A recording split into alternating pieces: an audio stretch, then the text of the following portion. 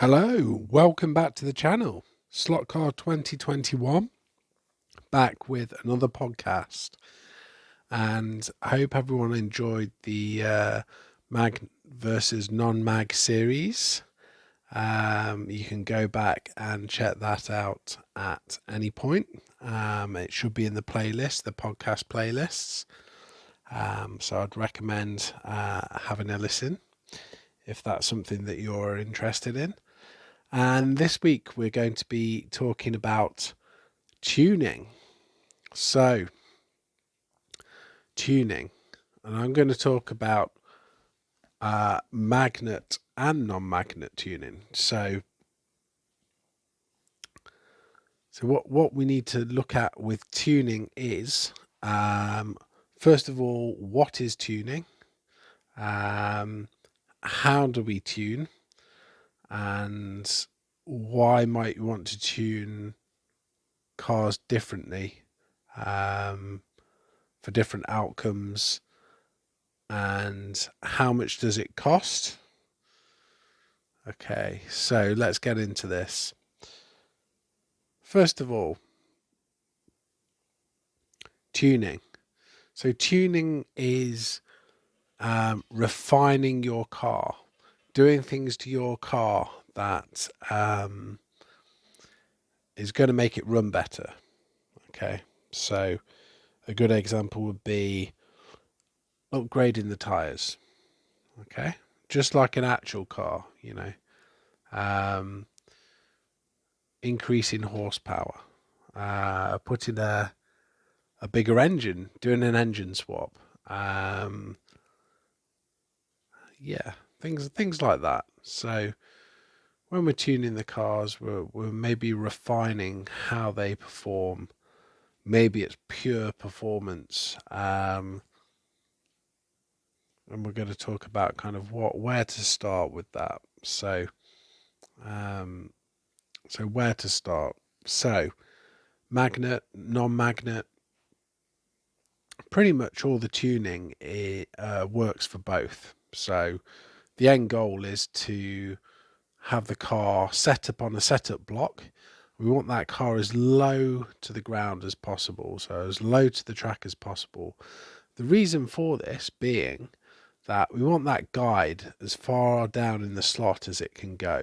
Okay, if the front end's sticking up, that's a risk of coming out of the slot.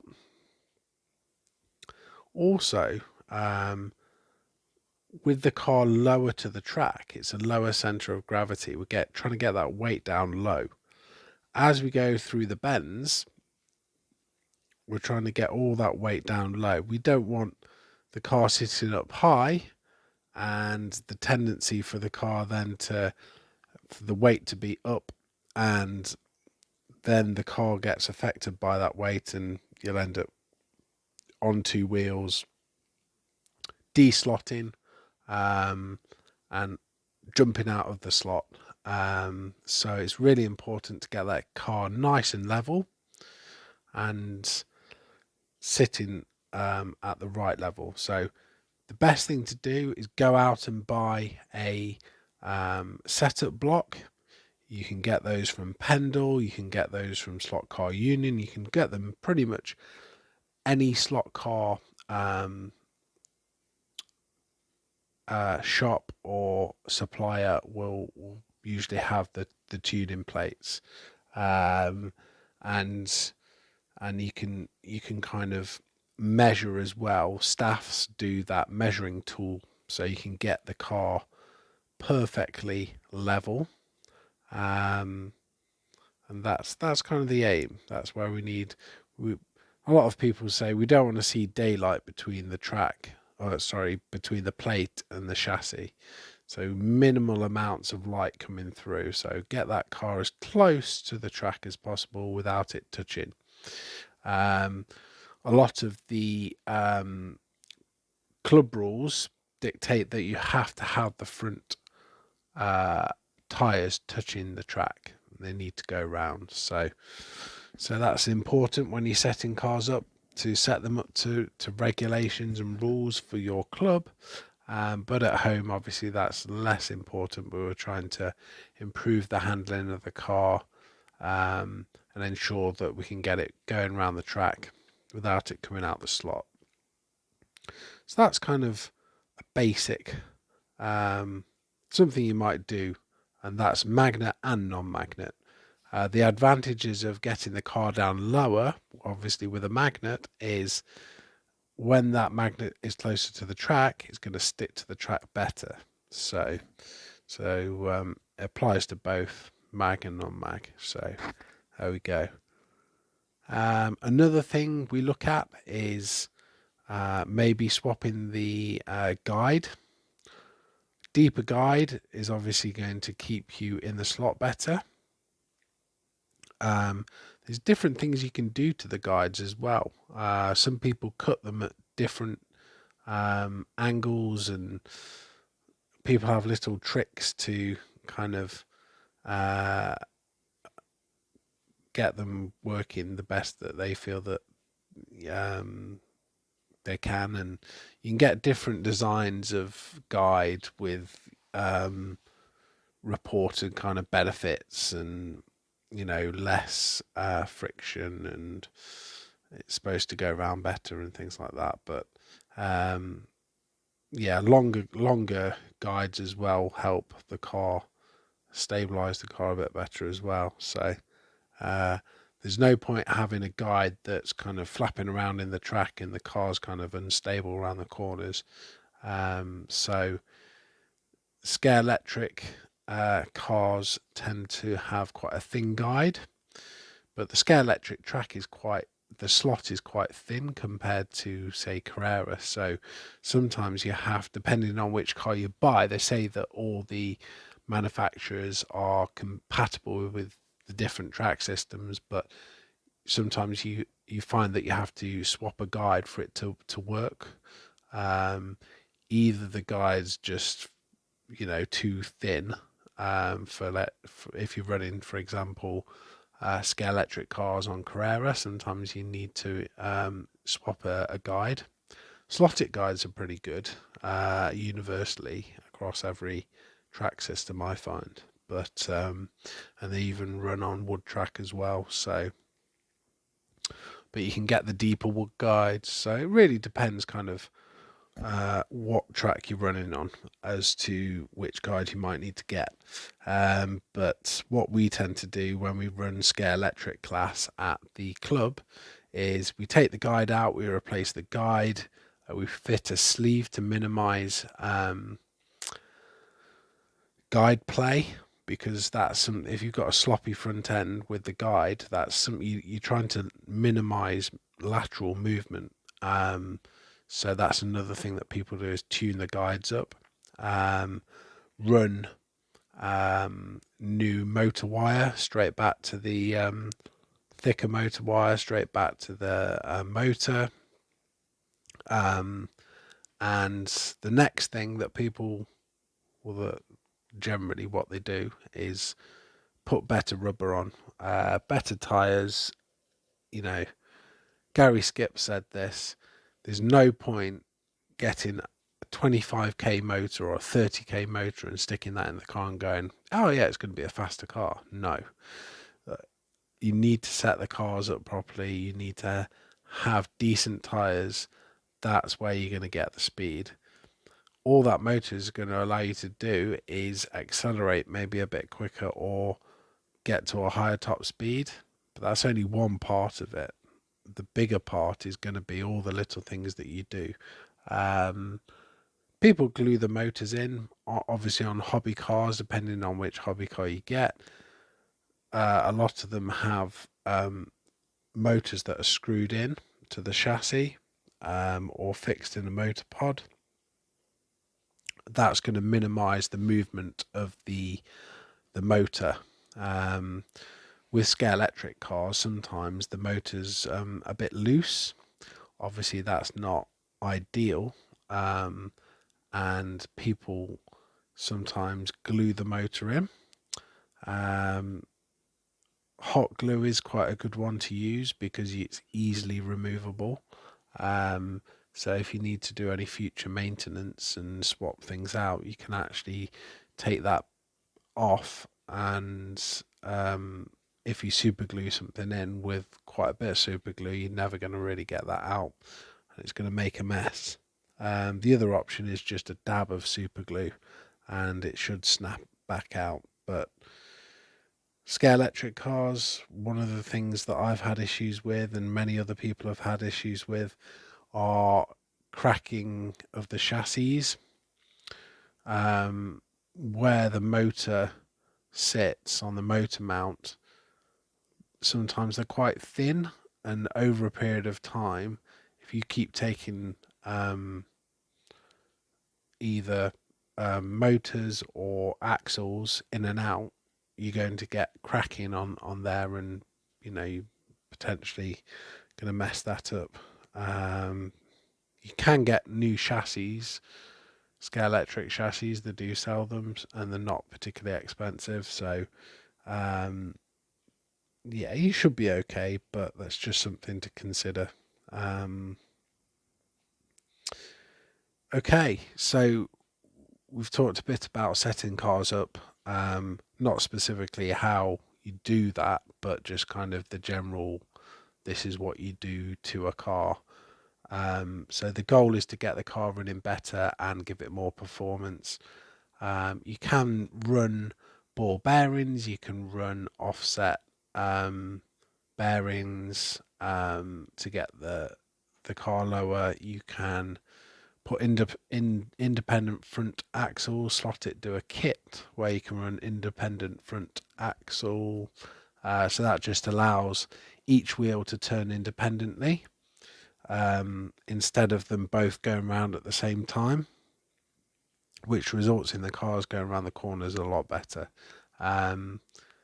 Interestingly, the Mr. Bean Scalextric car has independent front wheels, although it doesn't really help with the massive armchair on the top and Bean sat in it.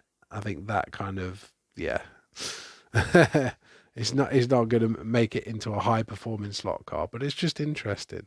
I don't know whether they did that to help with the performance of the car. That would be interesting to know if Scalextric actually kind of looked into that and did that as a design feature to get the car going round better because of it's so top heavy. Be interesting to know. But I did notice that with that car. Right, equipment. So, people that race say, "Oh no, you need a hoodie tire tray that's like 200 like pounds. You need to pay lots of money for a tire tray because it needs to be pinpoint accurate." People that I race with have got good results with just a piece of sandpaper. What I use is a Pros tire tray. It's basically not much more than a flat um,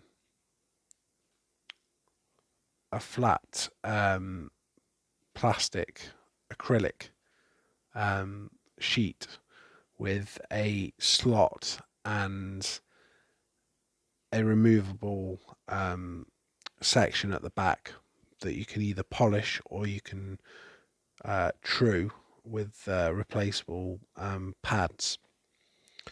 This is a very crude way of truing tires, and it takes a long time to true the tires, but it works. Maybe not to the pinpoint accuracy of a hoodie, but a lot of people have got good results. I use a caliper to check the diameter of the tire.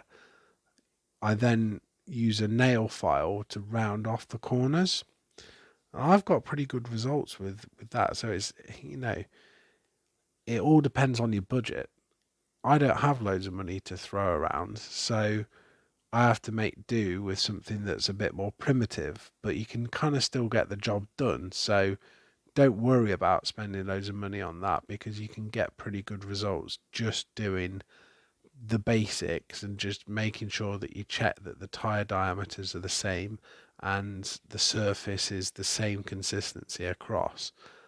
And I've got cars going around the track. I've got that Scalextric Start Rally car going around the track without magnet, and it runs pretty well.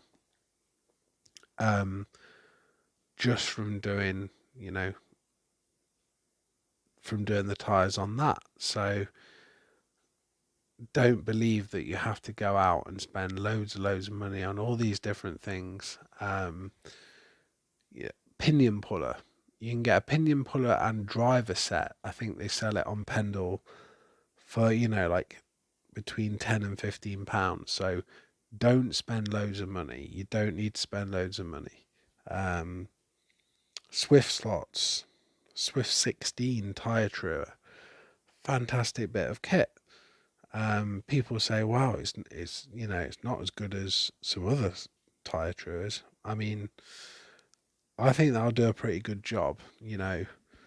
It looks decent, and Rob knows what he's doing. So if you buy that, you'll be fine, absolutely fine. That's much better than what I have, and probably give you slightly better results. And it's built really well, and yeah, I would I wouldn't mind recommending that. I would love to have a go and see how good I could get the tires, but again, it's quite a lot of money to spend, and I'm just happy doing what I do, and you know, doing what I've been doing. And some of the faster racers at the club use sandpaper and something that's flat, and they've got decent results, and they've conditioned the tires and they know what they're doing. So it just goes to show that actually, it's not that important. It's more the skill of the person to be able to recognize kind of, yes, this tire's at the right height, it's consistent, and it's just more skill of that and getting the caliper on it and making sure that it's the correct thickness across.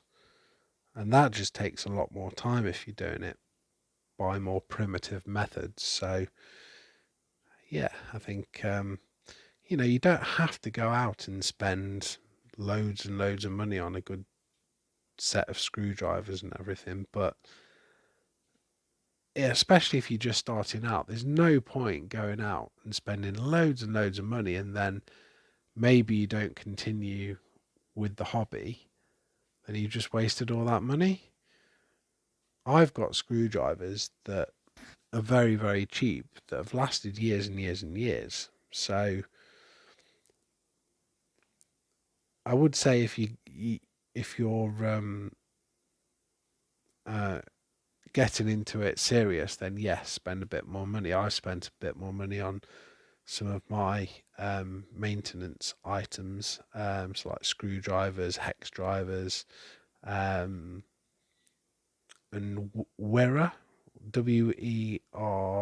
I don't know if I'm pronouncing that right, or Wera. They do some really good drivers and things, and they're not super expensive. Definitely recommend them, but you don't have to spend loads. Other things. Well, I use 3-in-1 oil, um, which is not super thick, but I think sewing machine oil maybe a little bit thinner than that. But I use 3-in-1, and I use 3-in-1 with a needle pin applicator, which you can get for fairly cheap. Drop of oil on the motor, and the gear, the bearings, and front axle bearings, and I actually use motorcycle chain lube, um, tech chain, um, Puto line, um, for my gears. That's designed to be used for motorbikes that are um, revving to very high RPMs, and it's designed not to fling off the chain.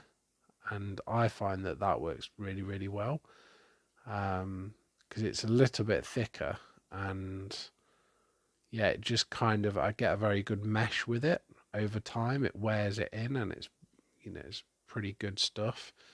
And I use that on push bikes as well, and it sticks like anything until you take it off. And I just use that. Um, you'll find people will say, "Well, oh, you need to use this, and you need to use that." Just experiment, whatever works for you. Um, Loads of people do completely different things, and don't be a sheep. Don't follow. Find out for yourself. Experiment yourself. That's kind of something that I get quite annoyed with, is especially at clubs, is people will go, oh, they'll find that a fast racer, and they'll say, oh, can you set my car up for me? Oh yeah, that'd be really cool. Yeah, I'll pay you like X amount of money, and can you set a car up for me? Oh, here's your car, it's all prepped and ready to go. It's a fast car, but you're not learning anything doing that. And great, you're fast, but you fast not because you're skilled at being fast. You've just got a fast car. I just get annoyed at people that do that. It's like, you're not learning for yourself, and great, you're fast, but you haven't been through that point where you're struggling. And I I quite I enjoy the challenge of it. So I've never got anyone to prep my car for me. I've done everything that I've done it myself. I've got people to show me kind of like how you do it, but I've done it myself. And I would always recommend you do that, because people do get annoyed, in clubs. I've heard people say, like, they've just turned up, they've rocked up, they've got someone to build a car, and now they're running like middle of the pack. And it's not because they've learnt how to drive, it's because they've got a fast car. Well, anyone can buy a fast car. Um, so yeah, it annoys me as well, because I put all that effort and hard work into learning how to set a car up, and I've been through the struggle of being at the bottom and having to work my way up. And I enjoy that, and I think everyone needs that. Um, and it's more fun doing it that way as well. And the funny thing is when their cars break and they can't fix them themselves, and they're like, oh, I can't, I'm slow, and they get frustrated, and then they have to rely on someone else to fix their car, um, and they end up being like at the bottom of the pack. So that's quite satisfying when that happens, and you're like, aha, yeah. Whereas you would be able to fix your car, and make changes, and if it's not running great, and get back to where you need to be. So yeah, don't be that person that asks someone that's good at tuning to build you a car. So yeah, so in terms of tuning, that's I haven't really told you how to do anything. We just kind of chatted about things that you can do and what you need to do. Um, yeah, I think that's covered most of it. Um, there's something that I haven't talked about is trimming the body for float, which pretty much only applies to toy brand cars. So the toy brand cars, you'll notice the body shell goes into the chassis, and it often has posts and clips, and that is so that the body stays attached to the chassis, which is good in terms of locking it all together. But in terms of creating a car that can move around the track is not ideal. So a lot of people will get a hobby knife and trim away any of those posts, any of those fixing points where the shell fixes into the chassis. You'll also notice that sometimes there's posts going down and pushing onto the bearings. So all that does is stops the axle popping out. But what you can do is put a dab of super glue on the bearings, and then you can cut the posts off. That lightens the car, makes it perform better, and it allows that flow to the body. And the car's really got to move around. If you think of an actual car, you've got the car dynamically moves, doesn't it, when it goes round bends, because you've got the suspension and everything else. With a slot car, especially a toy brand car, it's very rigid. And the thing that's helping it to go around is the magnet is locking it in, so it kind of goes round. And if you go magless, that's one thing you need to learn, is that how the forces act on the car and cause it to do different things. And then you'll realize that loosening the body and letting it float, and creating that movement allows the car to perform better. So yeah, there we go.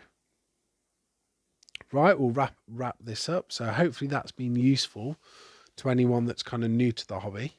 Kind of puts you on the track of maybe what you might need to do to your cars in terms of modifications and tuning to get the car going a bit better. I'd definitely recommend, in terms of resources, Slot Forum and the Scalextric video that has Gary Skip, where he goes to Margate and he shows you how to tune a Scalextric car. Because the chances are that if you're new to the hobby, then you'll be picking up a Scalextric car, and I would actually recommend to pick up a Scalextric car or a Carrera car, and use it with a magnet and make some basic changes and clean the tires, condition the tires, glue. Oh yeah, we didn't speak about gluing truing. So to true the tires, you need to glue them on first to the wheels and then true them up from there. But yeah, I would recommend you take a magnet car, you make some of the tuning changes to make it perform better, get a setup plate, do a lap and have a lap counter. If you don't have like an arc base, lap tracks you can get on your phone, and you can actually, it's a free app, and you're able to then do lap times. So that's a good tip. Without spending lots of money, download lap tracks, do a lap before you make any changes, do some tuning to your car, watch the Gary Skip video, Scalextrics, and then send the car around again and note down the lap times. You're just trying to get the lap times down. Make changes, test, retest, as long as the lap times are coming down, you know that what you're doing to the car is having a benefit. Once you've kind of got the car running faster with a magnet, maybe you then want to try and take the magnet out of the car and see if you can run that car magless. And that's a good kind of starting point for learning basic tuning. And that's what I did before I then went to a club and kind of went from there. And you kind of tune a car at home to run on the track without a magnet. Then you go to a club and learn more off the people there on further tips and how to get it going better and what you need to do and classes and all that kind of stuff. So yeah, that's what you do. So Slot Forum and the Scalextric video with Gary Skip. That's your starting point. So yeah, good luck. And yeah, let me know how you get on. Post in the comments. Okay, until next week.